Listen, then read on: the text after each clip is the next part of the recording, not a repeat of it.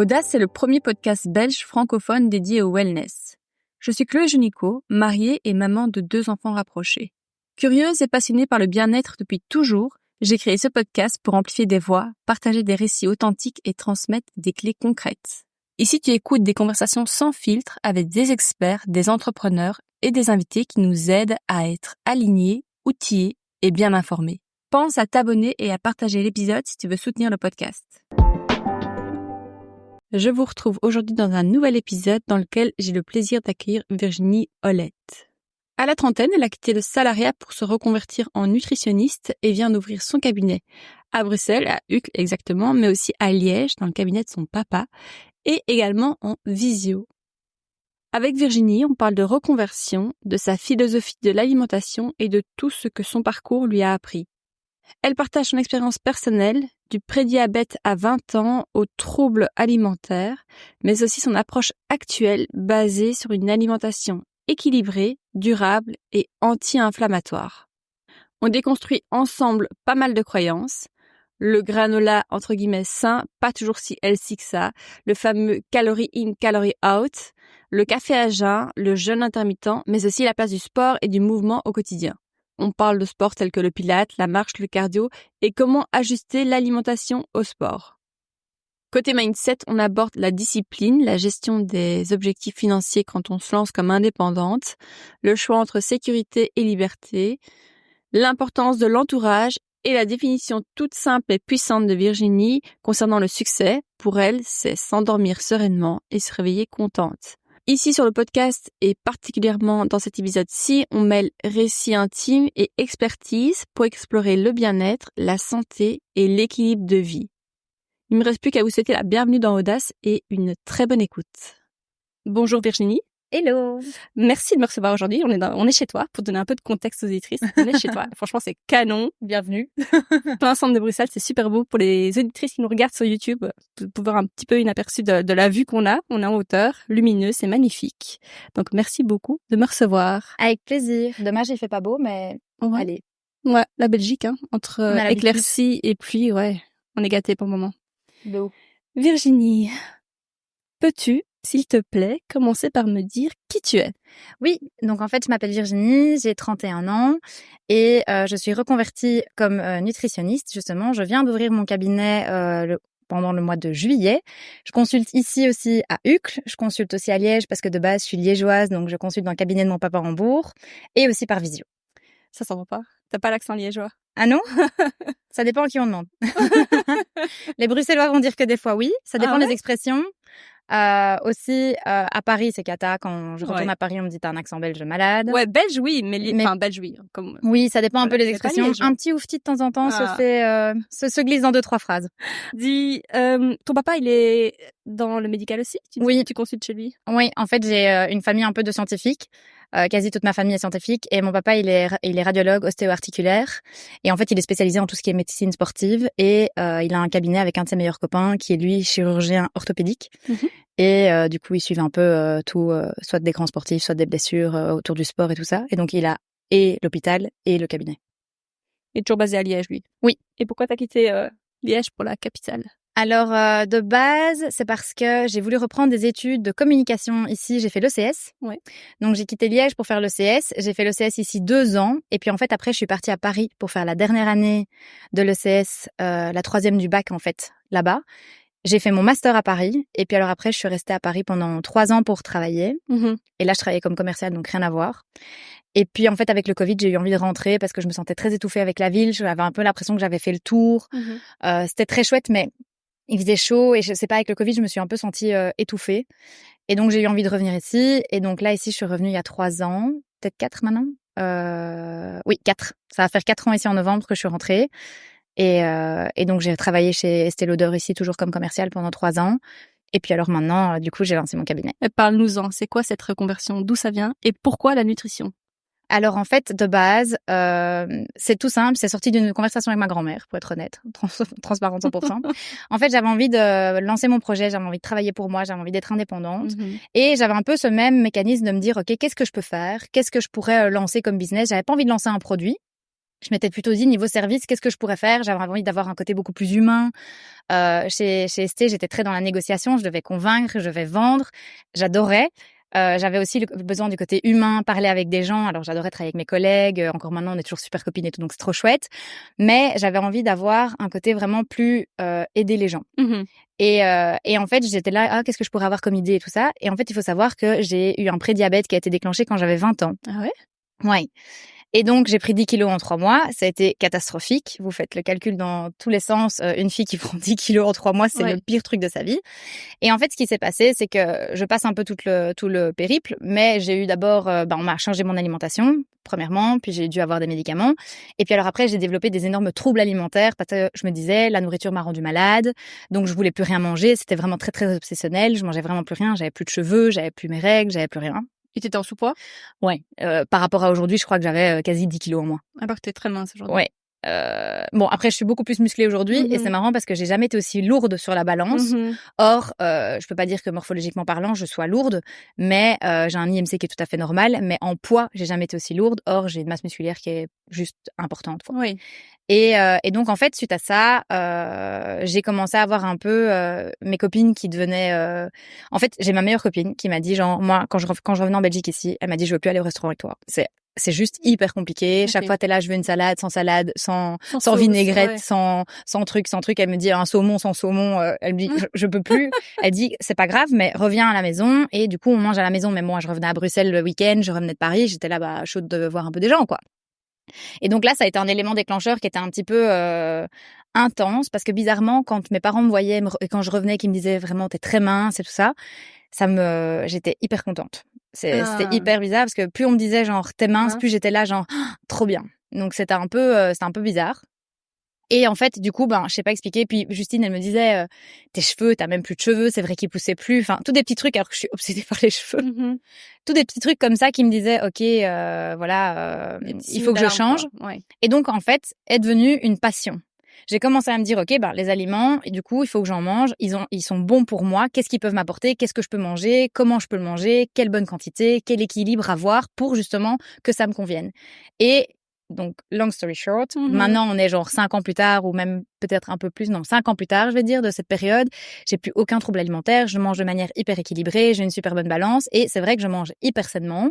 Mais c'est ma manière de vivre. C'est pas, j'ai jamais dû me priver. Je me prive pas. C'est pas, tu peux manger des gâteaux devant moi, des cookies dans tous les sens. Ça ne m'excite pas. Et ça fait vraiment partie de moi. Et en fait, du coup, quand j'en parlais avec ma grand-mère, genre je sais pas quoi faire. Déjà, ça aide d'avoir une famille scientifique. Ma grand-mère est pharmacienne.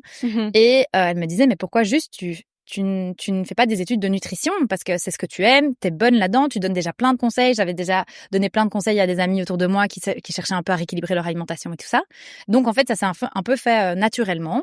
J'ai repris les études en parallèle de mon job chez Estée Lauder. Toute mon équipe était trop d'accord avec moi de le faire. Je leur faisais des petites recettes chez Estée et tout. On faisait des petits déjeuners breakfast hyper healthy et tout. Donc c'était trop chouette. Et même mes managers, c'était assez trop fait pour toi et tout. Et en fait, je pensais pas que ça allait être si vite une reconversion professionnelle. Je l'avais un peu fait comme side occupation, comme ça. J'avais envie de me nourrir, j'avais envie d'avoir plus, mais je pensais peut-être pas. Et puis en fait, j'ai eu une opportunité, on m'a proposé le cabinet ici et en fait, des fois, il y a des fois où simplement, je pense, les planètes s'alignent, les choses se mettent. Je vais pas mentir, j'ai pas fait un business plan réfléchi, je vais pas dire que j'ai réfléchi à un projet pendant super longtemps. Je pense que j'ai juste saisi des opportunités qui sont mises sur mon chemin, auxquelles je croyais et on verra ce qu'elles donneront.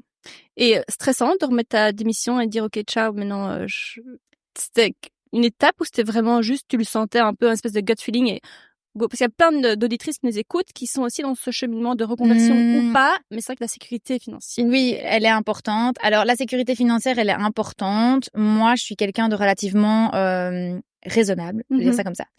J'avais déjà la chance de gagner bien ma vie, mais j'ai mis de l'argent de côté qui m'a permis de me dire que l'argent n'était pas dans un premier temps quelque chose sur lequel vraiment je devais compter. Aider d'en plus une famille très supportive, ça aide. Donc les deux ensemble, ça j'avoue que c'est vrai que le financier, je vais pas dire que je ne suis peut-être pas le bon exemple, mais j'ai eu des facilités de base que peut-être certaines personnes n'auront pas. Donc elles doivent plus le prendre en compte que moi. Donc je pense que c'est une question quand même qu'il faut réfléchir. Maintenant, je ne pense pas, alors pour moi, je pense pas que spécialement les questions les plus où on a fait le plus de réflexion derrière et tout sont les mieux aborder, parce qu'en finalement, sauter dans le vide, tu sais jamais sur quoi tu t'attends. Tu sais jamais ce que tu vas avoir. Et donc, des fois, t'as beau réfléchir très longtemps, c'est pas pour ça que l'issue elle sera la meilleure. Je pense qu'il faut savoir vraiment anticiper les choses et réfléchir quand même. Il faut pas prendre tout comme ça. Bien sûr. Mais moi, en fait, c'était à moindre risque, à mon sens. C'est hyper honnête de le dire. Et donc du coup, je me suis dit, j'ai rien à perdre que de le faire. Et aussi, je sais pas expliquer, je suis quelqu'un qui m'écoute super fort, parce que ça typiquement, c'est un truc où genre, je pense que quand t'es jeune, t'essayes de faire bien, t'essayes de cocher des cases, et tu avances sans même en fait te poser certaines questions ou te connaître toi-même.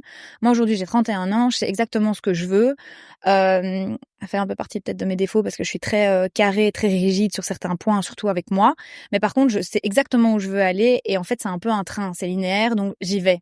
Et donc en fait, il n'y a pas spécialement d'obstacle. Je me dis juste que voilà, c'est un truc qui est en cours et voilà, à la limite, c'est des petits arrêts, mais j'y vais quoi. Et comment tu gardes cette motivation? Justement, quand tu parles des petits arrêts, des petits trucs qui coincent parfois, ça arrive à tout le monde. Oui. Comment tu gardes la vue, la vision à long terme, comme tu dis? Honnêtement, je suis hyper focus sur mes objectifs. Personnel. Et t'es dédiquée. Je suis. Comment on dit en français, tu sais, t'es je suis très assidue. Oui. Je suis très disciplinée. Ça, on oui. le voit sur tes réseaux, on voit la story du matin, tu vas faire ton sport. En fait, je ne fonctionne que par routine. Okay. Et c'est pour ça que c'est marrant parce que c'est des choses que je pourrais conseiller. Tout le monde pourrait dire que les routines c'est hyper boring parce que c'est tout le temps la même chose, parce que c'est hyper redondant, parce que ça manque de folie et tout ça. Oui. Ça, c'est vrai. Je peux pas dire le contraire. Mais par contre, il y a rien à faire. C'est que ça te donne une discipline et une rigueur qui est incommensurable. T'as jamais de surprise. En fait, c'est la manière d'être la plus sereine et la plus, ça te prend pas d'énergie d'avoir une routine tous les jours. Tu sais ce que tu fais et tu sais ce qui te convient. Moi, la routine que j'ai mise en place pour moi, je l'ai mise en place parce qu'elle me convient. Je ne dis pas que ça va convenir à quelqu'un d'autre. Je ne dis pas qu'elle sera très bonne. Mes 2 meilleures amies, elles ont pas du tout la même routine que moi et pourtant, ça leur va. Je veux dire, ça tout le monde ne fonctionne pas de la même manière, exactement. Moi, je suis quelqu'un, ça c'est vrai, très. J'ai besoin de routine, j'ai besoin de tout-do parce que je suis très organisée, je suis très carrée, je suis très cartésienne. Ça fait partie des choses que faudrait que j'apprenne un petit peu plus. Je suis blanc ou je suis noir. Il y a pas de gris, typiquement. Et en fait, ça aide. Être comme ça. J'ai un de mes meilleurs copains qui m'appelle Robolette, parce que mon nom de famille c'est Olette. C'est vous dire. Mais pour la petite anecdote. Mais en fait, c'est vrai que c'est con, mais fonctionner comme ça, tu ne perds pas le temps à te poser plein de questions, qu'il y a plein de gens qui vont se dire « Ah, est-ce que je dois faire? Est-ce que je dois faire? Est-ce que je dois faire ?» Mais non, en fait, tous les jours, je me réveille entre 7h, 7h30. Tous les jours, je vais me faire un petit café. Pendant 1 heure, je chill chez moi. Je m'habille pour aller au sport. Je vais faire mon heure de sport. Je reviens ici. Je me fais un petit matcha. Je prends mes petites vitamines. Je commence ma journée. C'est con, mais tous les matins, je n'ai même pas de questions à me poser. Est-ce que pour ta garde-robe, c'est pareil? Tu mets les mêmes vêtements, tu sais? Peut-être pas les mêmes vêtements, mais par contre, les couleurs. C'est-à-dire que je peux aller te montrer mon dressing quand on est chez moi. Tu vas exploser de rire. C'est très simple. C'est blanc, noir et bleu ciel. Allez? Oui. C'est ta couleur. Bleu ciel, gris. Ouais. Ça, le gris plutôt l'hiver, le bleu ciel pour l'été. Et alors là, j'ai fait entrer une nouvelle couleur dans ma garde-robe. C'est un peu bordeaux, mais ça, c'est accessoire plutôt. Et là, je viens d'acheter un ensemble brun, mais j'ai pas de couleur. Et avant, j'essayais d'acheter des couleurs. Comme quoi, tu vois. Oh, c'est mignon, c'est gentil. Mais non, c'est vrai. Mais en vrai, non. La mode, c'est vrai, non? Et oui. Mais je suis quelqu'un qui met plutôt. Oui, j'aime bien, ça oui. Mais je vais pas dire que c'est mon focus. Oui. C'est plutôt que quand j'aime bien un jean, je vais l'acheter. J'ai plutôt des bons basiques. On va dire ça comme ça. Pas suivre toutes les tendances. J'ai aucune tendance. J'ai le même style, je pense, depuis 10 ans. Et je fais plus ou moins la même taille de vêtements depuis 10 ans. Donc ça permet de garder un peu tous tes trucs. Mais non, j'ai plutôt, je vais dire, des bons basiques. Tu investis dans des bonnes pièces. Et oui. C'est plutôt ça. Je vais dire ça. On dévie un peu du sujet. Hein, oui. On est là pour parler de nutrition. Mais une dernière question que j'avais en tête quand je t'écoutais parler un peu de toi et de ta famille. Tu as l'air très orientée famille. Oui. Est-ce que la minceur chez vous, c'est quelque chose qui est important? Est-ce que tu as été éduquée dans la santé? Parents médecins, pareil chez moi, et très focus santé, nutrition. Toujours depuis l'enfance. Chez toi, c'est pareil? Oui. Alors, très fort santé, oui. Mais c'est vrai que le poids est important chez nous. Mais alors après, il y a personne d'obèse chez nous. Oui. Heureusement. Oui. Mais d'ailleurs, heureusement que personne ne l'était parce que je crois qu'il l'aurait mal vécu. Oui. Mais c'est vrai que... C'était une pression qui... Oui, parce que par exemple, quand j'étais petite, j'étais pas spécialement finette. J'étais pas grosse non plus, on va pas se détendre, mais faut pas faire des obsessions sur tout. Mais par contre, c'est vrai que dès que j'avais un petit kilo en trop, j'ai déjà été voir des nutritionnistes, des diététiciennes, parce qu'en fait, une super bonne copine de mon papa était diététicienne, et donc du coup, c'était plus facile de m'y emmener parce qu'en fait, je mangeais 6 glaces sur la semaine. Ouais. Bon. Ça, des trucs, c'est vrai que c'était très présent. Et d'ailleurs, je pense que c'est pour ça qu'à un moment donné, j'ai eu peut-être des troubles alimentaires ou des choses comme ça, mais c'est sans reproche parce qu'ils étaient pas méchants. Non. C'était pas, on m'a jamais mis devant mon assiette quelque chose. On m'a jamais complexé, même ma sœur non plus. Ma sœur elle est très mince aussi, même beaucoup plus mince que moi. Ma maman est très mince, mon papa est mince. En fait, je pense qu'il y a quand même, il y a rien à faire. Il y a un côté morphologique où on a de la chance. Oui. Enfin, on va appeler ça comme ça parce que tout le monde n'a pas la même chance non plus. Ça c'est vrai. Mais c'est vrai que par contre. Oui, on mange sainement, on n'a jamais mangé de nourriture transformée, on a toujours eu des repas qui étaient variés, équilibrés, on mangeait de la viande rouge une fois par semaine, on mangeait du poisson quand le poissonnier venait de recevoir son arrivage, il y avait pas toujours des féculents le soir, ça aide, j'aime pas les pâtes, ma maman non plus. On n'en a jamais mangé, ou alors les pâtes on en mangeait au restaurant, on allait au restaurant de temps en temps, mais on a toujours cuit à l'huile d'olive parce que le beurre c'est mauvais. Oui, je pense que quand même, il y a rien à faire, c'est des habitudes que j'ai qui sont un peu de l'inné plutôt que de l'acquis. La nourriture pour toi, c'est aussi synonyme de plaisir? Oui, énormément. Mais en fait, c'est marrant parce que j'ai énormément cette question-là parce que, genre, par exemple, à des dîners, on se dit toujours, genre, c'est quoi tes 3 aliments que tu garderais et tout ça? Et, C'est quoi, toi? mais moi, honnêtement, ce serait ultra sain. Genre, Un avocat? Non, pas un avocat. Alors, j'adore les carottes et le houmous. Je mange des carottes, mais je crois que je mange honnêtement 2 kilos de carottes par semaine, facile. Cru. Ok. J'adore ça. Je m'épluche des carottes à tout va. Le saumon. J'adore le saumon. Et alors, c'est con, mais la salade. Honnêtement, tu fais une salade bien croquante, un filet d'huile d'olive, un petit peu de balsamique, mais je suis la fille la plus heureuse du monde.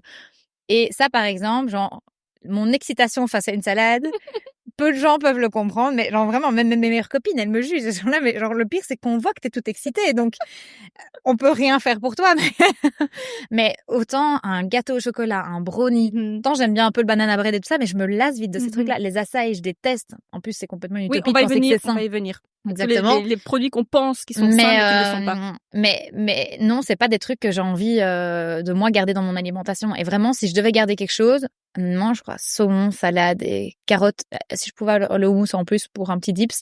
Mais oui, c'est quand même que des choses super saines. Ok, bon, maintenant plongeons dans le vif du sujet. Maintenant qu'on a mis fait un gros contexte, deep dive. voilà, on sait que moi j'adore. Disons maintenant, prenons un cas en fait. Tu as un patient ou une patiente qui t'approche. Comment tu commences la relation avec ton patient? Maintenant, du coup, nous, c'est autour des formes de consultation. Oui. Donc, soit c'est en visio et alors là, du coup, c'est un petit lien et on est par caméra, ou alors c'est au cabinet. Oui. C'est un rendez-vous qui est pris. Souvent, la première séance, on parle justement de toutes leurs habitudes, de toutes leurs envies, leurs objectifs, les raisons pour lesquelles ils viennent me voir. C'est pas toujours spécialement de la prise de poids, de la perte de poids, pardon. Oui. Ça peut être de la prise de poids, ça peut aussi être un rééquilibrage alimentaire pur et dur parce que les gens ont envie d'avoir une meilleure alimentation ou parce que ils sont fatigués, des problèmes de peau. Il y a plein de choses en fait qui lient à l'alimentation et donc du coup cette première consultation c'est énormément de questions de ma part pour vraiment comprendre un peu ton lifestyle, qu'est-ce qui régit la manière dont tu te nourris, la qualité des aliments, la quantité des aliments et aussi ben voilà tes besoins, tes envies, ce pourquoi tu es là. Tu recommandes est-ce que tu fais un plan alimentaire? Est-ce que tu te bases sur des prises de sang? Est-ce que tu te bases sur quoi pour établir un peu le travail à venir? Alors moi, je ne peux pas prescrire de prise de sang, mais par contre, je demande toujours à ma patiente si elle a une prise de sang qui est récente. Parce que fatalement, il y a des analyses sanguines qui permettent d'aller beaucoup plus loin. Si tu as une résistance à l'insuline, si tu as des carences quelconques, on peut aller plus loin. Donc ça, je la demande toujours, systématiquement. Moi, comme je suis pas médecin, je peux pas la prescrire. Après, il y a des personnes qui, du coup, vont aller demander à leur médecin traitant. Voilà, exactement. Mais moi, la prescription, je ne peux pas la fournir. Bien sûr. Donc, en fait, le 3/4 des personnes font régulièrement un bilan sanguin. De toute façon, tu dois en faire un plus ou moins une fois par an. Donc, si même c'est pas les 2 derniers mois, les 6 derniers, c'est toujours bon aussi. Et donc, je me base toujours sur ça. Je me base aussi sur les habitudes de vie des personnes, parce qu'en fait, tu ne peux pas isoler la nourriture. La nourriture, c'est une partie de ta vie, mais c'est pas tout. Ça ne régit pas la manière. En fait, ta vie va régir la manière dont tu vas manger. Et donc, fatalement, isoler le plan alimentaire, faire une recommandation sur quelque chose à quelqu'un sans prendre le contexte, ça ne sera jamais bon, mais dans n'importe quel, n'importe quel secteur d'ailleurs. C'est ça que tu parles d'une approche holistique? Oui, voilà. En fait, une approche holistique, c'est un peu un mot tendance de maintenant et tout le monde met un peu holistique dans tous les sens. Ce qui est vrai, c'est que je pense qu'il y a une prise de conscience humanitaire qui est plus importante maintenant, que en fait, chaque cas ne peut pas être isolé. Mais typiquement, le stress fait varier ton alimentation, le sommeil fait varier ton alimentation, les émotions font varier ton alimentation. Et donc, en fait, les hormones, évidemment. Et donc, en fait, et ça va varier ton métabolisme aussi, et donc ton système digestif. Et alors, en fait, si tu te dis juste, si par exemple, je t'isole toi et je te dis, ah bah voilà, je vais te prescrire, entre guillemets, un rééquilibrage alimentaire, parce que je déteste parler de régime, je parle vraiment de rééquilibrage alimentaire, parce que pour moi, souvent aussi, les gens, surtout ceux qui pensent manger sainement, ils ne mangent pas spécialement catastrophique. Bon, après, il y a des personnes qui mangent de manière moins saine que d'autres, ça oui, mais il y a beaucoup aussi d'habitudes alimentaires qui vont avec, qui elles sont le pire. Et donc, c'est plus facile souvent pour les personnes qui me disent ah mais je mange super sainement mais je pense que peut-être j'ai des fausses croyances ou des choses comme ça. Et en fait ça vient des habitudes qui sont juste liées à ça.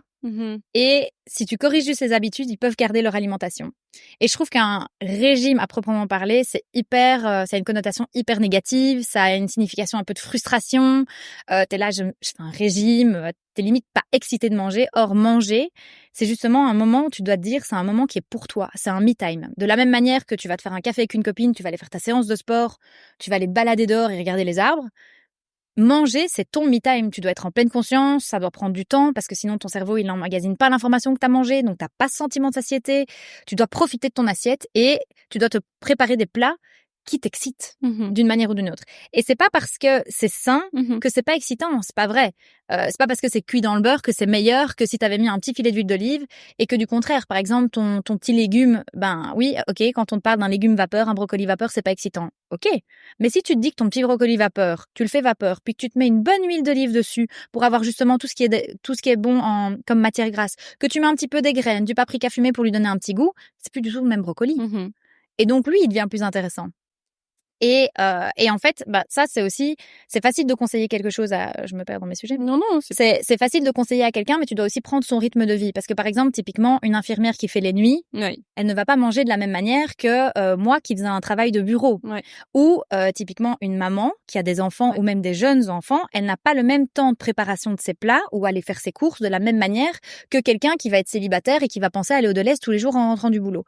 Et donc en fait, c'est toutes des choses où si tu ne prends pas en compte les heures de sommeil, les activités sportives, mais en fait, il n'y a pas de solution universelle. Oui, c'est ça. Ce serait trop facile de dire que, OK, il y a une solution miracle pour tout le monde, à part le Ozempic qui devient apparemment super tendance.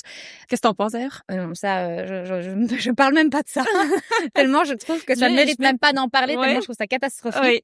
Et bon, après, force et honneur à toutes les personnes qui essayent, mais je ferai un sujet là-dessus. Les dommages, je pense, vont être vraiment...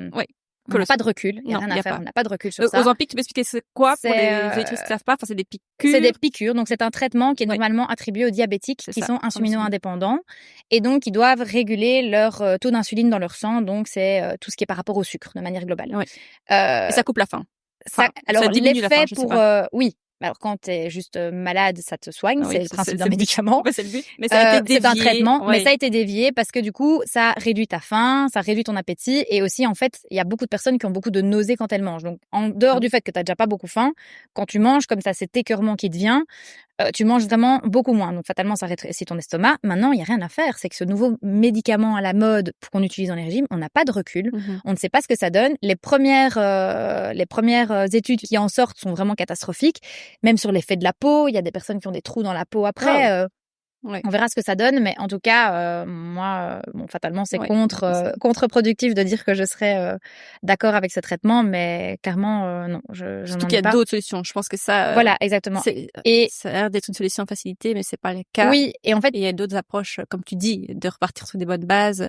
D'ailleurs, tu parles aussi d'alimentation anti-inflammatoire. Oui. Tu peux nous en dire un mot? Alors, en fait, à partir du moment où une alimentation est anti-inflammatoire, c'est qu'on va conseiller des aliments qui vont justement favoriser un bon métabolisme, éviter les troubles digestifs, qui vont aussi éviter certaines maladies chroniques.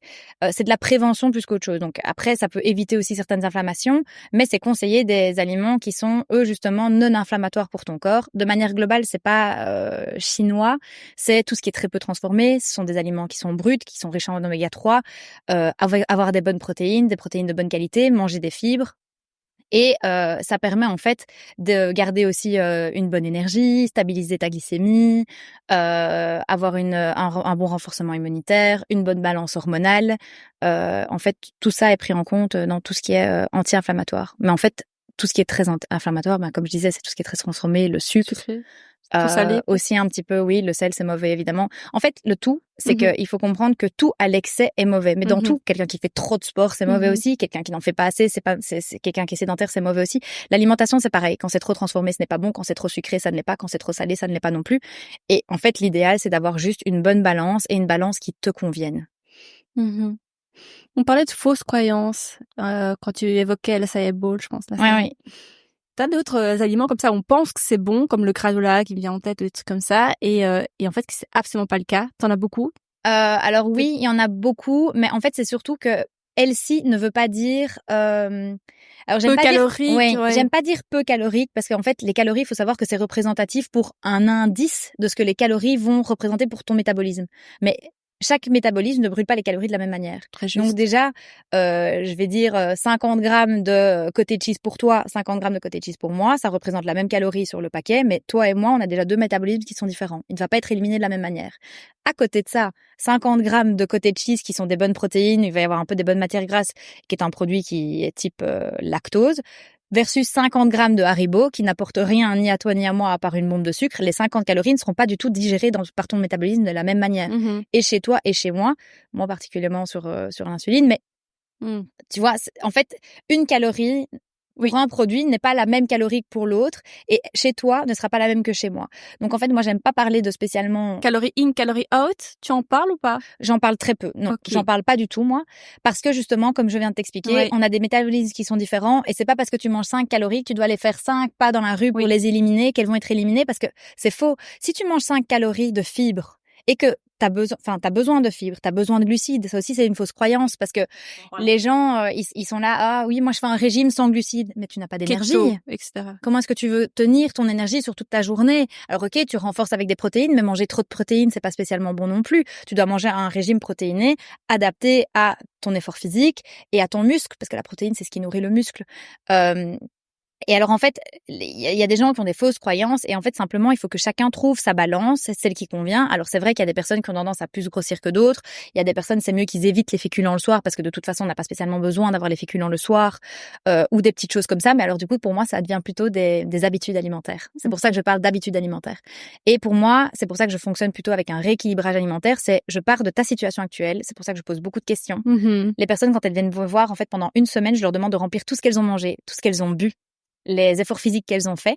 Et en fait, sur cette base, je te corrige. Pour te donner déjà justement... ça doit être super conscientisant, tu vois. Parce que comme ça, déjà, la personne elle-même, souvent, on se rend pas compte. Tu passes à côté de ton tiroir, hop, un petit grisiני. Ah oui, ton grisiני, ça représente 10 calories. Évidemment, c'est pas important, c'est pas grave. Mais en fait, par-ci, par-là, plus ci, plus ça, plus le fait que, en fait, tu vas pas t'asseoir pendant ton lunch break et que tu vas pas prendre 20 minutes pour manger en pleine conscience et que tu vas te dire, ok, c'est trop chouette, c'est un moment que j'ai pour moi de manger. T'as pas sentiment de satiété. Parce qu'en fait, ton cerveau, il n'a pas emmagasiné le fait qu'il s'était assis, qu'il avait mangé, qu'il avait un moment pour lui. Donc en fait, t'as faim tout le temps, tu vas grignoter toute la journée. Il y a rien de pire que de grignoter. Tu vas utiliser tes organes en permanence. Ils n'ont pas le temps de se reposer. Tu les uses beaucoup plus vite. Tu penses vraiment qu'il y a des moments où il faut manger, des moments où il faut pas... Jeûne intermittent, ça m'intéressait d'avoir ton sujet, ton avis, pardon. Et il y avait un autre sujet que je voulais aborder aussi, quand tu parlais de habitudes alimentaires, comme tu dis, comme par exemple, de temps en temps, ne pas manger de féculents le soir. Si tu sais nous lister quelques grandes habitudes que toi tu recommandes, et après peut-être parler du jeûne intermittent, ou en tout cas d'avoir des plages de temps où on ne mange pas, où on n'est pas en pleine digestion, etc.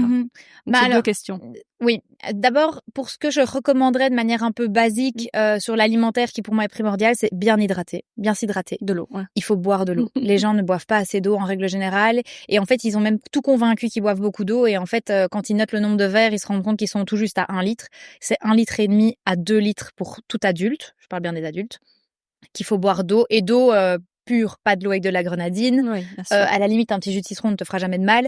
Mais même tout ce qui est Grimber et Jimber et tout ça, il y a quand même du sucre dedans. Donc vraiment, il faut s'hydrater. Même si c'est du sucre, du miel ou quoi, ça reste du fructuose, quoi. Exactement.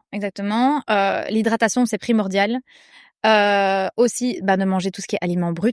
Alors, on en revient à l'anti-inflammatoire, mais il y a rien à faire. Tout ce qui est transformé, il y a rien de pire pour ta santé. Et en fait, c'est dévitalisé. Donc, ça n'apporte même plus rien de bon pour ton organisme. Parce que ce qui est intéressant dans la nourriture et de se nourrir, en dehors du goût et qu'on aime bien et que c'est un chouette moment, c'est que tu nourris ton corps, tu lui apportes des bons nutriments à ton organisme.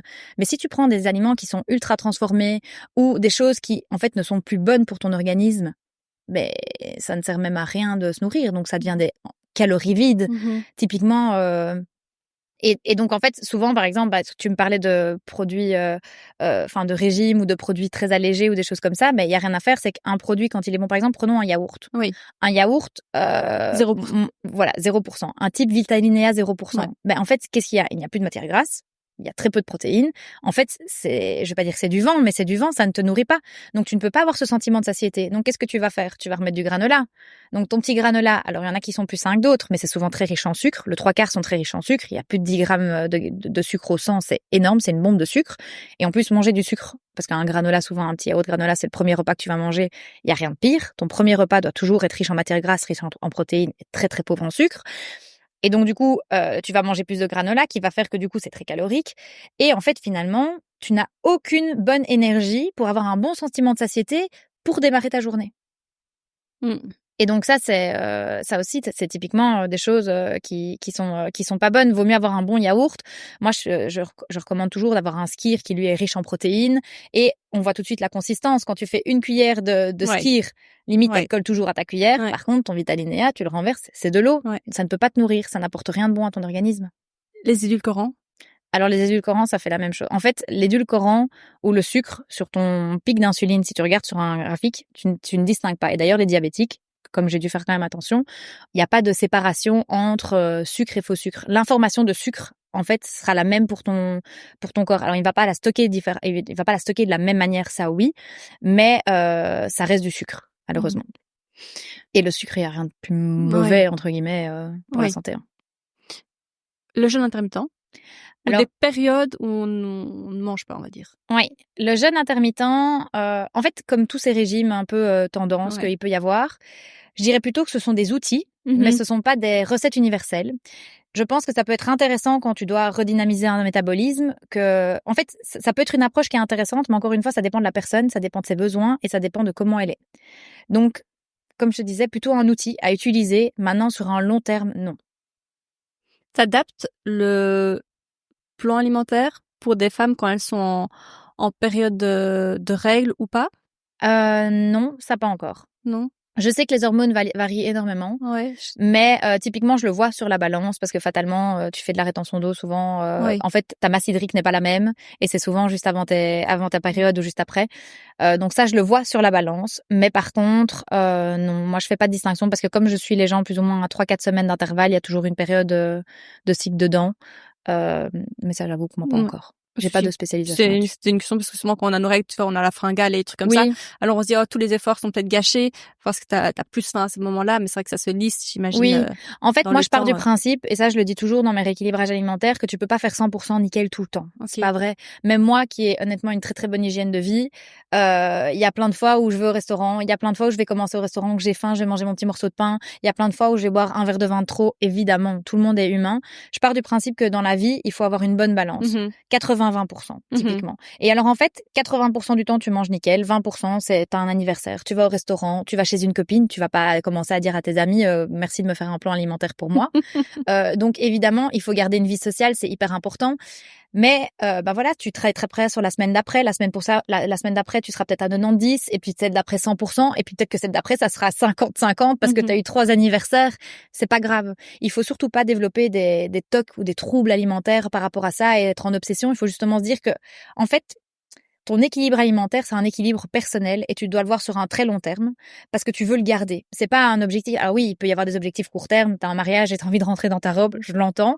L'idéal, c'est quand même d'un tout petit peu anticiper parce que le summer body préparé mi-juin, ça n'existe pas. C'est un mythe. Mais en fait, il faut plutôt le voir justement. Moi, c'est comme ça que je le vois, comme un rééquilibrage parce que c'est des nouvelles habitudes que tu vas mettre en place pour justement éviter cette perte de poids hyper intensive qui sont en fait des kilos que tu vas reprendre. Ça va être des kilos qui vont être partis petit à petit, hyper sainement. Et en fait, comme tu vas garder ces habitudes alimentaires, tu ne les reprendras jamais et tu auras juste trouvé l'équilibre qui lui te convient. Tu peux nous donner 3 priorités alimentaires simples que tu donnerais à une cliente qui veut perdre du poids? Oui. Donc on a dit mais on avait s'hydrater. commencé, c'est vrai. Ouais. Hydrater, hyper important. Manger des aliments non transformés. Donc Même le pain? Alors non, le pain typiquement, mais toujours favoriser un pain qui soit complet, un pain au levain. Tout ce qui est blanc, typiquement. Pâtes, riz. En fait, quand c'est blanc, ça ne pousse pas blanc. Donc, quand c'est blanc et que c'était brun, c'est dévitalisé. Donc, en fait, techniquement parlant, il ne reste plus rien de bon à donner c'est pas intéressant, en fait, pour le corps humain. Tandis que quand il y a un blé complet, ben voilà, il y a des nutriments qui sont intéressants.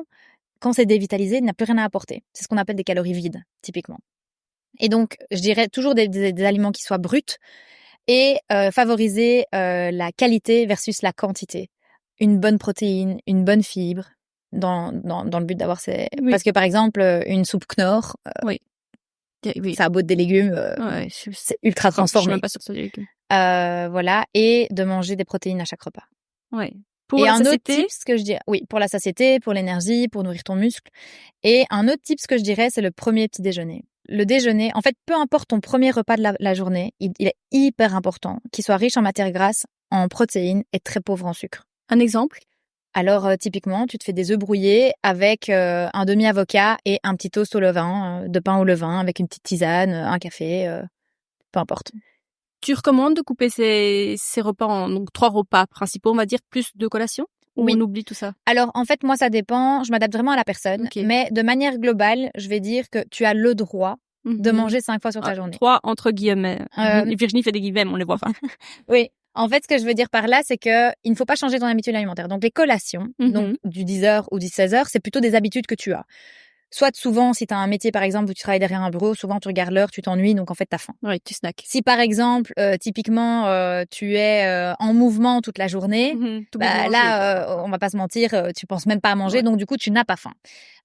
Donc les personnes qui ont l'habitude de l'avoir, je le laisse. Parce que il y a rien de pire que d'avoir des frustrations. C'est comme ça que du coup tu vas développer une obsession, tu vas stocker des kilos parce qu'en fait ton corps il va être là genre je suis en manque alors qu'en fait il est pas spécialement en manque. Donc ça je le laisse. C'est juste que je les transforme entre guillemets pour des alternatives qui sont beaucoup plus saines. Mais par contre il est très important de garder 3 moments de repas principaux dans la journée. Donc ton petit déjeuner, ton lunch et ton dîner. Super intéressant. J'avais encore une question qui me venait quand je te parlais. Oui, tout ce qui est glucose goddess qui a fait Jessie. Ouais, Jessie. Tu as lu son bouquin, qu'est-ce que t'en penses? Alors oui, je les ai lus, je l'adore. Honnêtement, je la suis, je trouve que c'est hyper intéressant, je trouve que c'est aussi hyper éducatif la manière dont elle montre les choses. C'est facile de s'identifier et de s'approprier le contenu entre guillemets. J'utilise certains tips, d'autres plus à titre perso, d'autres que je donne typiquement parce que je sais que c'est des choses qui sont bonnes pour tout le monde. Maintenant, je suis aussi partisane de dire que il n'y a pas une science universelle, il n'y a pas un médecin universel à suivre. Je pense que beaucoup de médecins ont beaucoup de choses qui sont hyper intéressantes. Tout le monde n'a pas des problèmes d'insuline. Alors après, voilà, le sucre n'est pas bon pour la santé, ça c'est sûr, ça a été prouvé. Ça fait plus de dommages pour ton corps entre guillemets que le contraire. On a vu que ça nourrissait les cellules cancéreuses, c'est hyper pro-inflammatoire. Donc le sucre n'est pas bon, ça c'est sûr. Ça concerne tout le monde, ça c'est sûr aussi. Ça varie ton énergie aussi, ça c'est évident, c'est tout ce qu'elle dit comme théorie. Maintenant, il n'y a pas que le sucre. Voilà. Donc, mais par contre, oui, j'aime beaucoup ce qu'elle fait. J'intègre certaines choses qu'elle dit. Après, je suis pas en obsession sur elle non plus, mais de manière globale, oui, j'aime beaucoup ce qu'elle dit. Oui. Et ses livres, je les trouve très bien faits, très bien construits, très très compréhensibles. Ouais. Après, voilà, moi, j'ai quand même le pied dedans, on va dire ça comme ça. Donc moi, je l'ai compris très facilement. Je sais pas si quelqu'un qui n'a vraiment aucune connaissance saurait se l'approprier de manière facile, mais je trouve que oui, elle donne 2-3 petits tips qui sont super intéressants et limpide. Qu'est-ce que tu penses du café, théine et je veux dire matcha? Qu'est-ce que tu penses d'un petit j'entends qu'on déconseille par exemple le café à jeun, des choses comme ça. Qu'est-ce que toi tu préconises? En fait, ça encore une fois, il n'y a pas spécialement de recette universelle. Moi, je vais quoi qu'il arrive, dire qu'il vaut mieux attendre. Donc, le café à jeun, ça veut dire que c'est quand t'as pas encore mangé. Maintenant, quand tu te réveilles, déjà, t'as un pic de cortisol. Le cortisol, c'est l'hormone du stress. C'est typiquement ce qui fait qu'on sort de notre lit tous les jours. On a chacun un pic de cortisol. En fait, ton pic de cortisol, le mien, ne seront déjà pas le même. Il y a des gens qui ont un pic beaucoup plus élevé et d'autres qui ont un pic moins élevé. Donc, ça varie déjà d'une personne à l'autre. Le café va renforcer ce stress, Donc, entre guillemets. ouais, voilà, Donc, plus un de café stress, à jeun, donc, ça va augmenter ton cortisol. Mais ce qu'on veut pas. ce qu'on ne veut pas, non, évidemment. Mais parce que du coup, ça renforce ta résistance à l'insuline et voilà, ça part dans un autre schéma. Mais par contre, en fait, ça c'est propre à chacun encore une fois. Et typiquement, si tu veux prendre ton café à jeun, parce que voilà, moi, je vais pas mentir, un petit déjeuner, je les prends pas toujours. Merci Virginie de le dire. Elle m'a Non, dit les conseillers ne sont pas les payeurs, grâce à Dieu.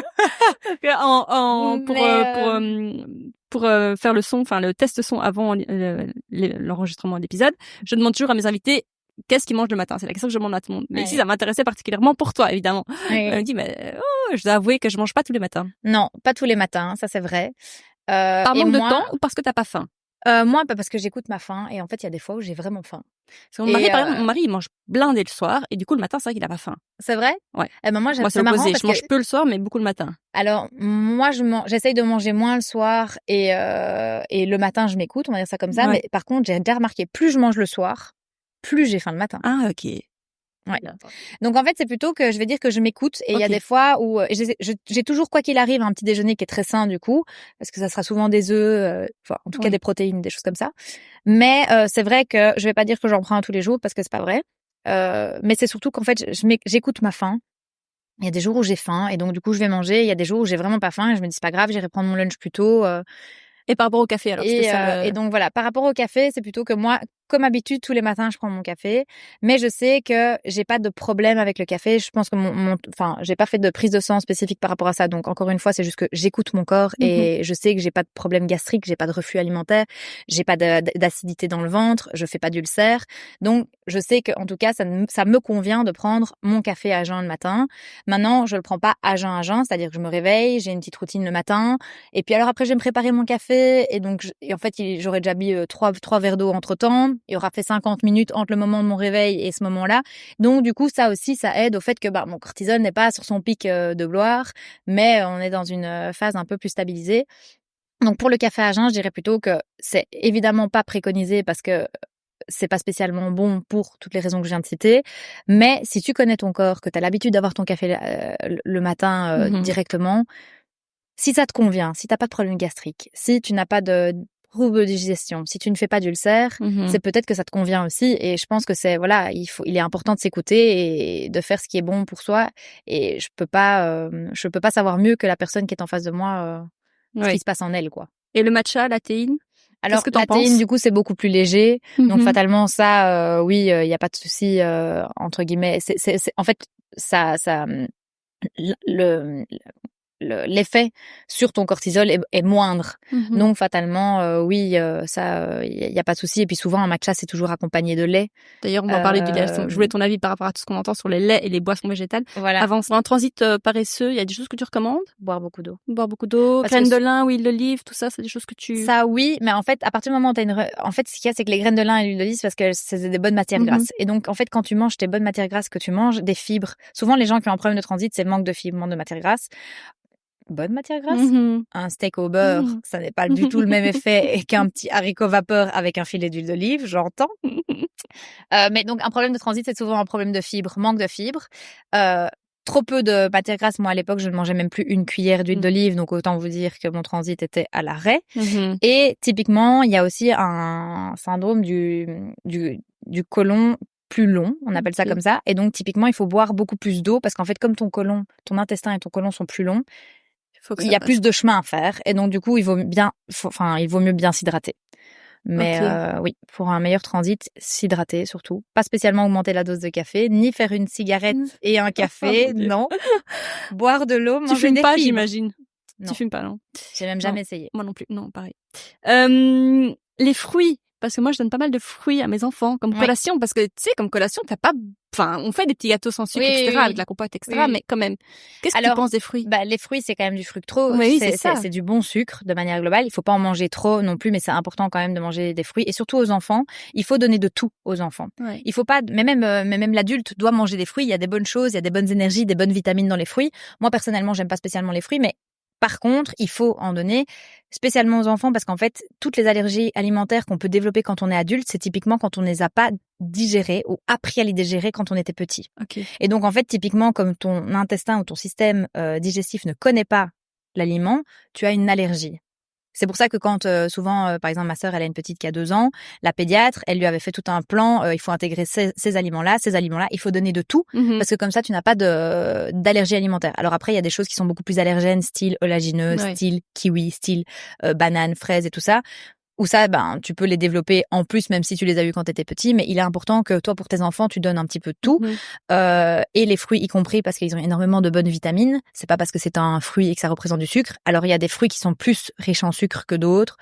Voilà, il faut essayer de varier, pas donner toujours une banane à ses enfants. Il y a plein d'autres fruits qui sont hyper bénéfiques.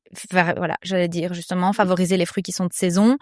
Et si possible, et ça c'est Jessie qui le dit, mais c'est vraiment vrai, les enrober toujours d'une bonne matière grasse ou de protéines. Typiquement... Quoi, peanut butter Voilà. Moi, Chiara, la petite de ma sœur, je lui coupe une petite pomme, je fais des petits canards. On appelle ça des petits canards, c'est des petites fines lamelles. Et elle trempe dans le peanut butter. Elle adore. Elle adore le matcha, elle adore tout. Et elle adore tout ce qui est acidulé aussi. Ou alors une pomme, je lui mets un petit peu de jus de citron dessus et un petit peu de yaourt. Ouais. Voilà. Après, c'est la solution non facile aussi quand ils sont à l'école. C'est pour le 10 heures, voilà, tu mets vite dans la boîte à tartines ou des choses comme ça. On n'a pas tout le temps le temps de faire un petit banana bread maison. Oui, j'entends. Tant qu'on évite les petits princes, ouais. Y a pas de souci. À l'école, ils interdisent même. Donc c'est ce qui est bien. Enfin, oui, c'est pas plus très, mal. Très bien. Voilà. Oui, non, je suis d'accord. C'est très chocolat peut rester à la maison. Je voulais parler un peu pour finir, parce que c'est vrai qu'on papote, on avance dans l'épisode. J'aimerais parler encore un petit peu de toi, si ça te dérange pas. J'aime bien parce que c'était hyper franche, hyper honnête, et ça, franchement, j'adore les gens authentiques. Toi, une journée typique, tu m'as dit de sport. Quel sport tu fais et quel sport tu préconises pour une perte de poids? Parce que, je m'explique. Parfois, je sais que c'est important de prendre des charges, de prendre un petit peu de masse musculaire, mais de prendre un petit peu de poids, un petit peu de charge. Mais je sais pas si t'as remarqué, voilà. Et souvent, il y a une phase où tu gonfles. Oui. Mais pas forcément du muscle, mais je sais pas, enfin, j'en sais rien. Mais souvent, en fait, tu manges plus. Et tu ne te rends pas compte, ça ouvre l'appétit. Le running aussi, ça peut le faire. Oui. Alors, en fait, typiquement, le sport, je pense que un corps n'est pas l'autre, de nouveau, parce que une personne n'est pas la même. Il y a des personnes à qui le cardio va convenir très, très bien. Moi, par exemple, typiquement, ça ne me convient pas. Typiquement. Alors, le cardio, c'est ce qui fait que tu vas brûler tes graisses. Mais le cardio, il est intéressant quand tu le fais plus de 30 minutes. Ouais. Mais par contre, si tu veux avoir une très bonne endurance pour ne pas trop t'abîmer le corps, il faut faire une endurance fondamentale, donc qui est beaucoup plus lente. Donc, c'est entre guillemets moins cardio, ça va moins haut dans ton cycle et tout ça. Ça dépend. Alors, pour une perte de poids, il y a que le cardio qui va aider, ça c'est sûr. Maintenant, faire de la gonflette, entre guillemets, musculaire, en plus d'une... En fait, ce qu'il y a, c'est que ton muscle, il peut gonfler, mais s'il y a de la graisse autour, fatalement, ça se voit moins vite. Et donc, qu'est-ce qui va se passer? C'est que si tu gardes ta graisse et que tu gonfles ton muscle, tu ne fais que grossir, entre guillemets. Donc, là, à ce moment-là, c'est là que l'alimentation est complémentaire, parce que du coup, tu dois réduire cette matière grasse pour faire de la place plus à ton muscle. Mais l'un ne va jamais sans l'autre. Et typiquement... ça dépend aussi d'une femme et d'un homme. Par exemple, une femme, typiquement, son cortisol est beaucoup plus élevé. Et donc, du coup, par exemple, faire un sport à jeun, cardio. Voilà, stresser son corps. Exactement. Ça envoie, en fait, une information, si on veut, au corps qu'il est en état de panique parce que, du coup, il n'a pas d'énergie. Il doit donner de l'énergie et faire du sport. Et donc, en fait, typiquement, ce qui va se passer, c'est qu'il va stocker. Parce qu'il va se dire, attends, moi, j'ai pas l'énergie pour agir, là, j'ai besoin d'avoir quelque chose et tout ça. Tandis que si, par exemple, tu fais ton sport, imaginons soit pendant ton temps de midi, où t'as mangé le matin, ou le soir, et que t'as mangé à 16 heures une poignée d'oléagineux, ton corps, il sait que tu l'as nourri. Il doit éliminer, parce que là, du coup, il doit aller chercher dans ta graisse fondamentale, parce que c'est ce qui va brûler quand il passe les 30 minutes de cardio. Et donc, il peut éliminer beaucoup plus sainement. Donc, en fait, c'est toujours lié à, ça dépend comment tu fonctionnes, quelle est ta routine et quel est l'effet que tu vois sur toi. Et moi, c'est ce que je dis à mes patientes. Par exemple, j'avais une de mes patientes qui faisait tous les jours du ride, un cours de spinning, à jeun le matin, et elle comprenait pas parce qu'elle maigrissait pas. Honnêtement, je fais du spinning aussi. Tu sors de là, tu es en eau, c'est pas possible de ne pas maigrir. Mais en fait, c'est typiquement comme elle le faisait à jeun, qu'elle prenait rien après spécialement, elle ne nourrissait pas son corps spécialement de bonnes protéines, elle mangeait une salade à midi. Mais en fait, ce qui se passe, c'est que la seule chose qui nourrit ton muscle, c'est les protéines. Si tu manques de protéines déjà, ton muscle ne peut pas recovery, et en plus de ça, ne peut pas se former ni même grossir. Donc, si tu fais une petite salade après avoir ton effort hyper intense du matin, ton corps, il va être là, attends. Moi, je veux bien brûler des calories ici, mais on me donne pas à manger, je crève de faim, évidemment que je vais stocker. C'est Oui. un peu de la logique, entre guillemets. Oui. Mais donc, du coup, encore une fois, ça dépend de tes habitudes, ça dépend ce que tu as envie de faire comme sport, ça dépend de ton alimentation. Homme, femme, Ouais. le poids déjà de base. Il y a tellement de choses. C'est pour ça que ma première consultation, c'est toujours énormément de questions. J'ai une liste de questions qui, honnêtement, des fois, quand je me dis les pauvres, je les assassine, mais tu dois prendre tellement de choses en Mais c'est un bon compte check-up aussi, tu vois. Oui. C'est une bonne introspection aussi, je trouve. Dire, OK, quelles sont vraiment nos routines, quelles sont vraiment mes habitudes, tu vois. Mais Oui. vraiment objectivement parlant. Parce Non, que non, non, mais tu peux vraiment. facilement, tu vois, te être un peu dans le fantasme Oui, de oui, moi, je oui. fais tout parfait. Mais en fait, Exactement, vraiment. exactement. Et puis, en fait, aussi, les choses qu'on fait par habitude soi-même, on n'a plus de regard objectif dessus. Mhm. Ce qui Oui, est normal. et on en parlait en off de dire, ouais, moi, je suis contente quand mes patients ils quittent mon lit, tu Oui, dis, oui, oui.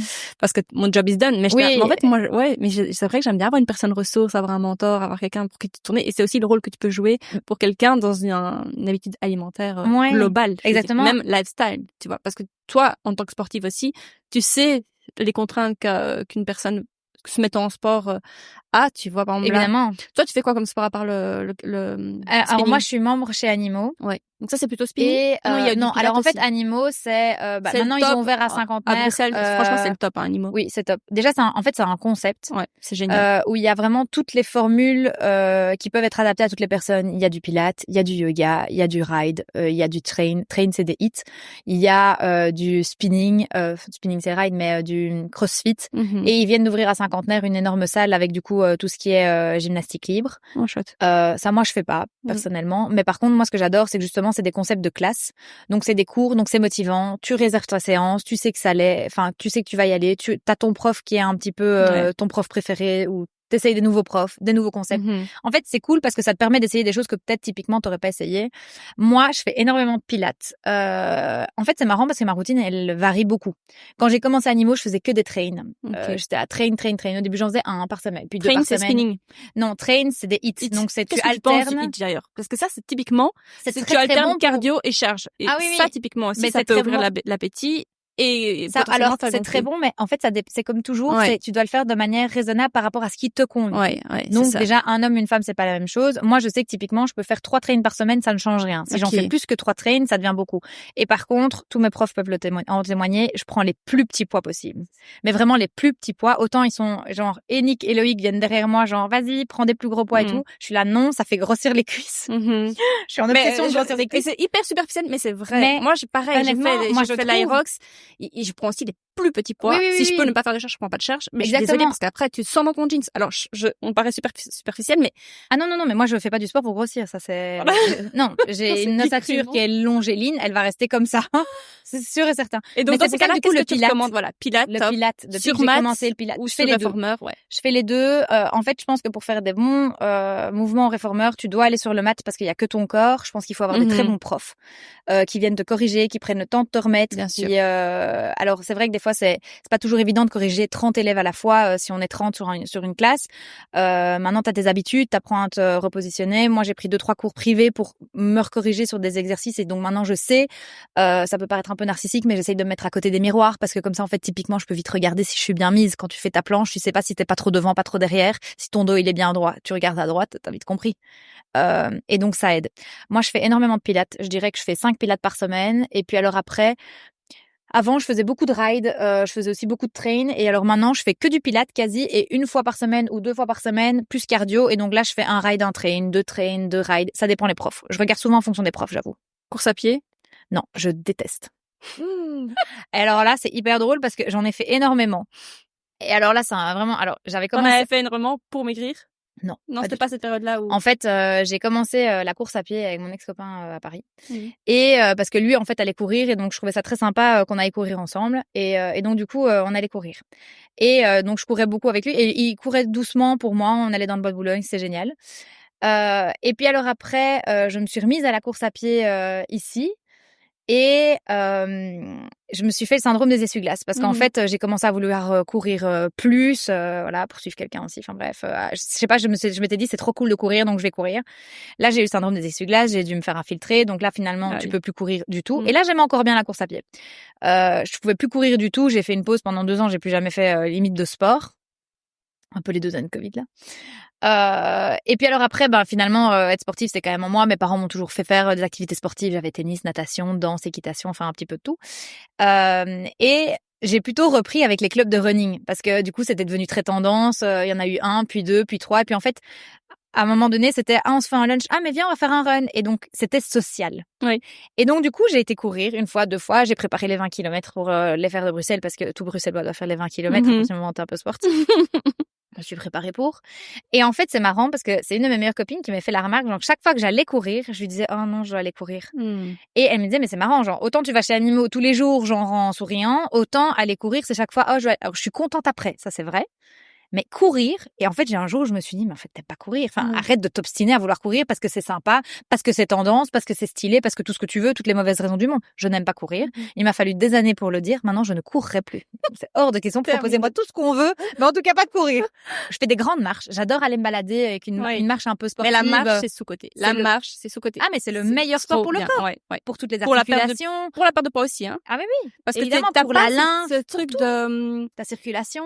de grosse faim après avoir marché, tu vois. Alors qu'en rentrant de courir, bah, tu te dis, je vais me faire un spaghetti. Non, t'inquiète. Je vais me faire un spaghetti, parce que je suis affamée, quoi, tu vois. Alors que la marche, franchement, moi, j'aime beaucoup marcher en postpartum avec mes bébés en portage. Ah, mais c'est génial. Tu récupères ta ligne tout de suite. Ah oui, de ouf. Et, moi, en fait, avec une de mes meilleures amies, on se fait 2 à 3 fois une petite marche hyper sportive. Fais ça, social marche, là, social work. Ah oui, ça. Ouais. Mais non, parce qu'en fait, en vrai, non, ça va être un peu bizarre ce que je vais dire, mais bon, comme je suis transparente, autant le dire.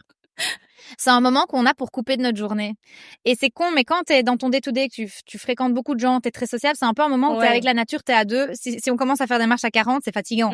C'est pas du tout ressourçant. Restez chez vous, les gars. Donc, du coup, on se croise dans le balcon, on se fait un petit signe, mais il y aura pas de club organisé. Ne viens pas me parler, surtout, je marche. Je voudrais finir avec les petites questions signatures du podcast. Vas-y. Quelle est pour toi la définition du succès? C'est d'être bien. C'est de s'endormir sereinement, c'est d'être épanoui tous les jours, d'être content de se réveiller. Honnêtement, il y a pas. Alors oui, il y a clairement un enjeu monétaire aussi et que je pense qu'on doit quand même le prendre en compte. Mais je pense que quand t'es bien dans ce que tu fais, tu as du succès, tu le réalises bien et donc du coup l'argent suit. En fait, j'ai l'impression que c'est des cycles, mais je trouve que le plus important dans ta vie, c'est de t'endormir sereinement et de te réveiller content, quoi. Tes parents, ils sont pas exigeants par rapport à ça, au succès financier? Je dirais que je le suis plus qu'eux. Tu t'es exigeant envers toi-même par rapport au fait que ça parce que c'est important. Oui, c'est évidemment parce que en fait ça fait partie de tes objectifs. Si t'as pas d'objectifs financiers derrière, je crois que tu ne mets pas les moyens pour y arriver non plus. Donc t'es obligé d'avoir des objectifs financiers. Moi j'ai toujours travaillé en entreprise, c'est la première fois que je suis indépendante. Et donc fatalement j'avais mes salaires, j'étais toujours à vouloir la meilleure évaluation pour avoir une augmentation de salaire, pour changer d'un poste à l'autre, pour avoir des nouveaux objectifs, des nouvelles compétences et gagner mieux ma vie. Si, honnêtement, les objectifs, ils sont financiers, tu dois te les mettre toi-même parce que sinon, en fait, t'as pas vraiment de motivation, je pense. Et tu mets peut-être pas tous les outils en place pour y arriver. Mais je pense que le succès, avant tout, c'est d'être bien soi-même. Et je pense que quand t'es en ligne avec toi-même, ça ne peut que fonctionner. Qu'est-ce que ça change pour toi, le fait d'être indépendant et employé? Ah ben, la sécurité.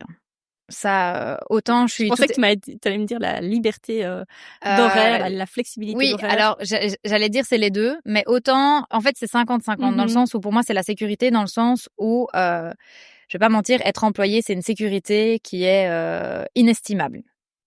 Vraiment, et je valorise les entreprises dans lesquelles j'ai travaillé, tout ça, donc vraiment fort. Mais par contre, travailler pour soi, en fait c'est autant excitant que stressant, dans le sens où travailler pour soi, c'est hyper stressant parce que t'as pas de sécurité de revenu derrière. Mais par contre, comme c'est pour toi, c'est tellement excitant que tu te dépasses tout le temps. T'as toujours des nouvelles idées, tu réfléchis tout le temps, t'as pas vraiment de moment off, on va dire ça comme ça. Et ta réussite ne dépend que de toi. Mets les choses en place pour y arriver, c'est tout. Tu te fais coacher? Tu te fais mentorer? Non, mais par contre, je trouve, et j'ai de la chance, plutôt, je suis très bien entourée. Oui, et je pense que t'as les parents aussi. Ton papa, il réussit bien, et il est aussi ouais, j'ai une très bonne famille, ça, oui. On a une famille, je m'entends très bien avec ma famille. Oui.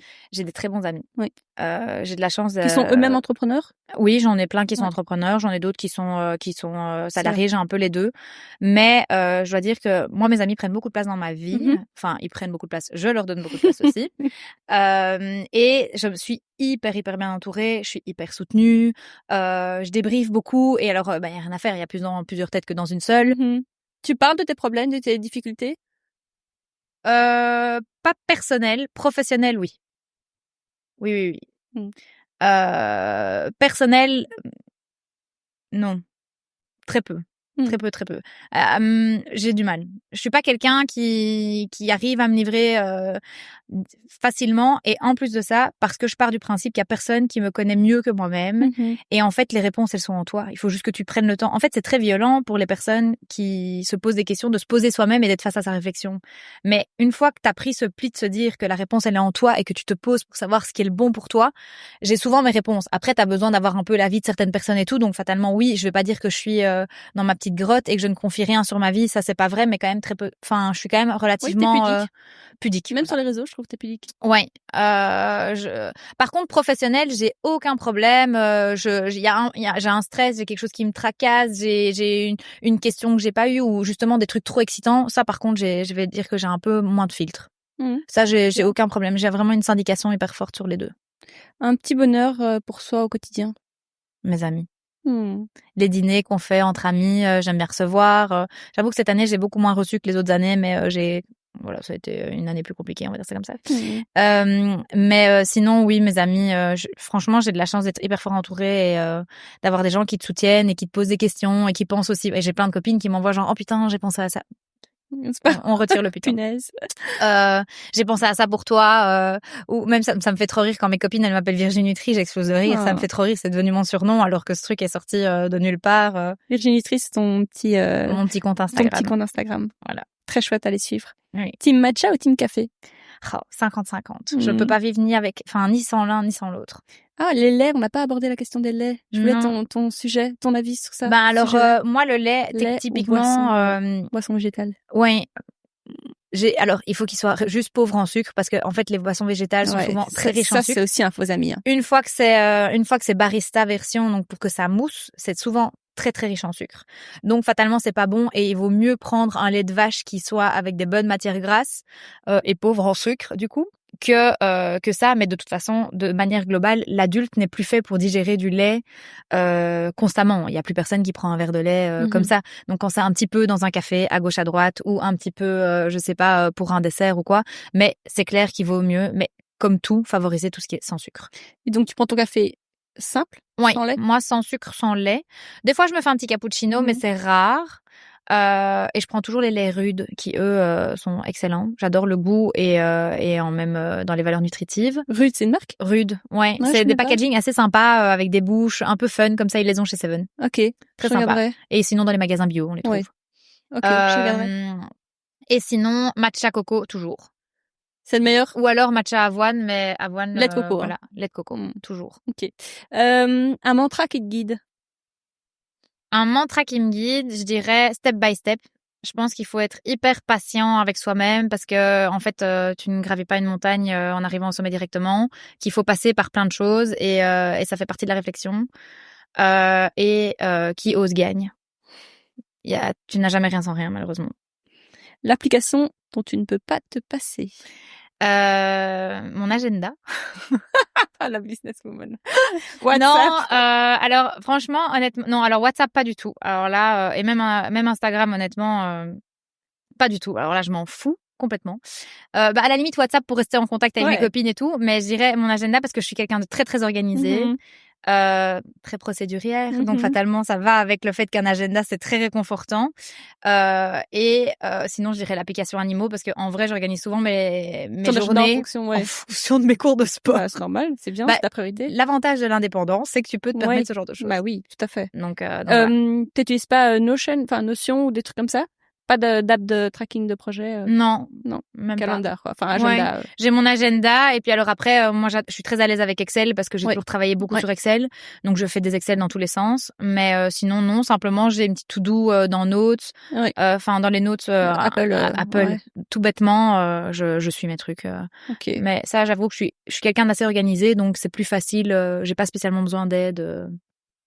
Ta petite routine beauté matin et soir. Et si t'as un produit qui est trop peu connu, ou toi sous-coté ou quoi, un produit pour toi miracle que tu utilises depuis longtemps ou pas, mais qui mérite d'être connu? Ma routine beauté, elle est différente le matin et le soir. Elle est relativement simple. Je ne fais pas tous les steps qui sont spécialement préconisés. qu'on recommande. Le matin, je me lave le visage à l'eau claire, mais pas au savon. Puis je mets toujours un tonique, sérum, crème hydratante, SPF. Le SPF est sous-coté. Mais le SPF est hyper important. Et puis alors après, moi, je suis pas une grande adepte du maquillage, mais je mets du mascara. Et vraiment, quand j'ai trop une sale tête, un petit coup de blush. Et le soir, je me démaquille toujours avec de l'huile démaquillante. Oui. C'est beaucoup plus doux pour les cils, comme principalement je me maquille les cils. Et puis alors après, avec un savon. Et puis alors après, là pareil, je mets une lotion, c'est la lotion pH 50 de Biologique Recherche. Ouais. Et puis crème hydratante, enfin sérum et crème hydratante, qui sont pas les mêmes que ceux du matin. Ok. Et là, je varie un peu. J'ai pas de marques qui vraiment sont celles-là. Pour le moment, j'essaye beaucoup tout ce qui est Korean Beauty. Très en vogue. Très en vogue. Les composantes sont bons. Le rapport qualité-prix, y a rien à faire. Mais et sinon, alors un truc de mon étape beauté que j'adore, parce qu'avant je travaillais chez Estée Lauder, c'est le masque La Mer. Ah ouais. Alors La Mer, c'est vrai que c'est un peu cher, mais ouais. il est exceptionnel. C'est un masque à l'argile que tu fais poser, qui fait ressortir les impuretés de tes pores. Il te fait une peau, mais magnifique. Franchement, honnêtement, ça c'est mon produit. Je suis partie, je l'ai reçu quand je suis partie, mais ça c'est sûr qu'il va jamais quitter ma routine. Je l'adore. À quelle fréquence? Une fois semaine? Non, je le fais moins régulièrement que ça. Je dirais une fois toutes les 2 semaines, voire 3 semaines. Ok. Pour pas trop. Oui. Mais honnêtement, je trouve quand même qu'il est trop chouette. Et en fait, ce qu'il y a, c'est que quand tu l'appliques, il est vert. Et quand il sèche, il devient un peu gris. Donc, tu vois quand tu dois l'enlever. Puis, tu l'enlèves avec une petite éponge. C'est hyper doux et ça fait une super jolie peau. Donc, ça, j'adore. Et sinon, j'utilise une brosse dure. Tu vois, les brosses naturelles dures pour activer ta lymphe. Ouais. Et ça améliore. Oui. Je fais 3 fois par semaine, 2 fois par semaine. Et alors, au début, ça piquait. À sec? Oui, toujours. Donc, je le fais avant d'aller dans ma douche. Tu vas dans ton bain, ou dans ta douche. Tu te mets au-dessus. Un bain, c'est un peu deg, mais donc, du coup, dans ta douche, tu te mets au-dessus. Et alors, en fait, toujours dans le sens du cœur. Et sur tout mon corps, ça prend même pas 5 minutes. Et tu dois pas vraiment brosser. Tu frottes ta peau, ça active ta lymphe, ça dynamise ta circulation sanguine. T'as meilleur aspect de ta peau, ça casse un peu la cellulite et ces choses-là. Et honnêtement, ça, je trouve que c'est pas encore assez en vogue entre guillemets. Alors les premières fois que tu fais, c'est un peu violent comme sensation, ça pique. Donc t'as un peu ce sentiment genre que ça te brûle, mais je sais pas expliquer. C'est un sentiment qui est hyper addictif. Tu faisais sur tout le corps et en mouvement circulaire? Alors non, moi je fais en fait toujours dirigé vers le cœur. Ouais. Je dis pas que j'ai la meilleure des techniques, mais c'est pas dans mon domaine. Mais en tout cas, ce que j'ai regardé comme tuto, c'est toujours vers le cœur. Donc pour activer ta lymphe, c'est toujours vers le cœur. Et sauf les mouvements circulaires, c'est sur le ventre et ici. Mais sinon, le bras je remonte comme ça, les jambes je remonte comme ça. Ok, donc mouvements circulaires sur ventre et poitrine. Ouais, exactement. Mais toujours dans direction le cœur. Ok, bon, à retenir, à essayer. Écoute, pour finir, est-ce que je pourrais te poser une dernière question qui est pas facile. C'est qu'est-ce qu'on pourrait te reprocher? Ta rigidité? Ouais. Ouais. De ne pas mettre mes lunettes, donc je ne vois pas. J'ai une très mauvaise vue et je ne mets jamais mes lunettes. Ça, c'est catastrophique. Pourquoi tu mets pas de lentilles? Parce que je ne supporte pas les lentilles. J'aime pas ça du tout. Donc, je les mets quand vraiment c'est important parce que je vais à un event ou des choses comme ça et que il y a un moment donné, il faut quand même voir. Mais sinon, au day to day, je ne mets jamais mes lunettes et je ne vois rien. Mais des fois, c'est pas plus mal. On va se mentir. Donc voilà, mais mes amis le savent, donc chaque fois ils sont là, mais putain, tu vois rien et non, je vois rien, mais c'est très drôle. En fait, tu me reconnais pas en rue, c'est que je me dis. Ah oui, mais viens me trouver, c'est sûr et certain. En face, sur le trottoir d'en face, je ne te reconnais pas, c'est certain. Tu es complètement flou, mais du coup, ça fait rire tous mes copains, donc c'est très marrant. Mais sinon, oui. Mais par contre, je suis plus rigide avec moi qu'avec les autres. Oui, t'as l'air exigeante. Oui, mais par envers contre, toi-même, je veux dire. Il y a entre guillemets le revers de la médaille et les qualités de ses défauts et les défauts de ses qualités. C'est que du coup, ça permet d'être très très rigoureuse, ça permet d'être perfectionniste, ça permet d'aller au bout des choses. Et voilà. Mais ouais, c'est un peu. J'essaye avec le temps C'était vraiment. C'est marrant parce que j'ai commencé cette année en me disant que ça allait être mon challenge et c'est ce sur quoi j'essaye de travailler le plus. Écoute, Virginie, c'était passionnant. Écoute, je pensais qu'on partait pour une demi-heure, et on a fait 1h08. Donc, merci beaucoup. Franchement, super intéressant, super épisode. Merci Virginie. Merci à toi. Voilà, c'est déjà la fin de cet épisode. Si celui-ci t'a plu, abonne-toi au podcast, laisse 5 étoiles et un avis. Ça fait une vraie différence pour Audace. Partage l'épisode à une amie que ça pourrait aider dans sa reconversion ou dans son équilibre alimentaire. Si tu nous écoutes sur YouTube, pense à liker, commenter ce que tu retiens et t'abonner à la chaîne. Et dis-moi sur Instagram, sur le compte audace.podcast, ce que tu vas implémenter dans ta routine suite à l'écoute de cet épisode. Je te dis à la semaine prochaine pour un nouvel épisode d'Audace.